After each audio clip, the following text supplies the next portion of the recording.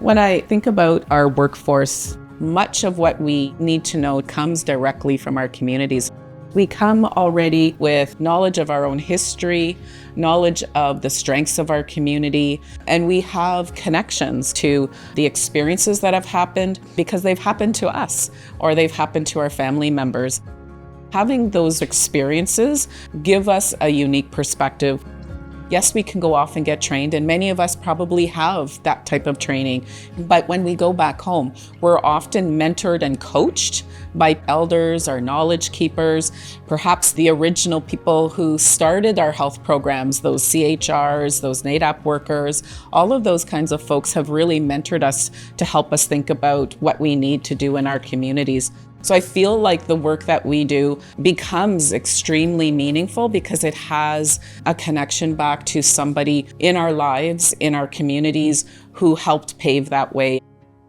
How we address trauma from a healing perspective has meant we've had to go back into our communities and sit with our elders and be in ceremony to understand how to do the work, because psychological training hasn't always adequately prepared us to do our work in our communities in ways that are meaningful and relevant.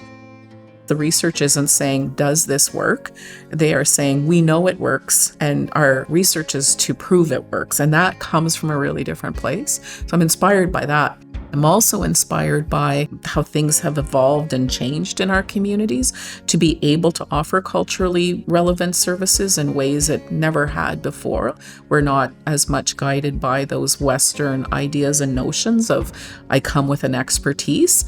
We think about what the community has in terms of gifts and strengths and how to build them.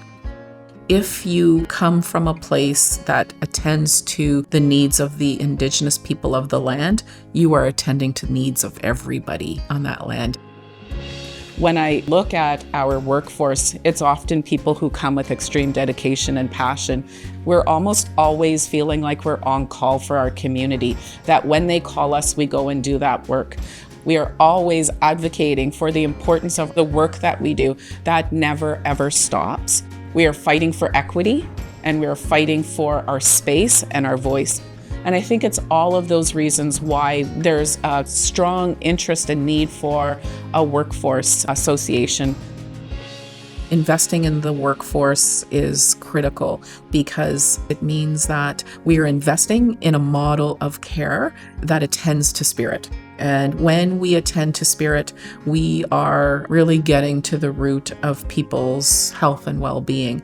Yes, it's important to address their physical health and their emotional and mental health. But when we invest in this workforce, they work from the place of spirit, and that is holistic health and well-being.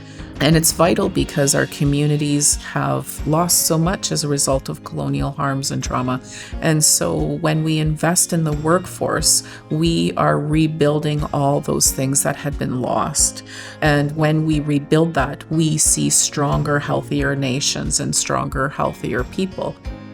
This type of association would acknowledge and recognize the moments and times we spend with our elders, our knowledge keepers. We spend time in ceremony as part of education and training. That would be part of learning and becoming the best type of mental wellness worker that we can be to our community.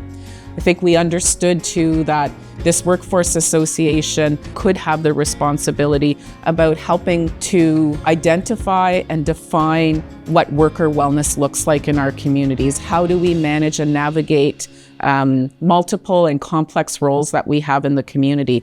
We see this association helping us as a workforce to define what are the critical pieces and the infrastructure that is needed to support a workforce. And one of the big pieces from our framework is around culture, making culture as a foundation to our work. If you are going to work in the community, these are the minimum standards that are required to work in our communities. These are the minimum standards to work with Indigenous people. Some of our people have been so lost and so damaged by intergenerational harms from colonial violence that we need to have this type of work embedded in everything we do. It needs to be a critical piece of how we deliver health services. How we do that from a cultural perspective helps to rebuild a sense of identity and language and culture, and it makes a critical difference in people's well-being when they see that they are being wrapped around with people who care about them.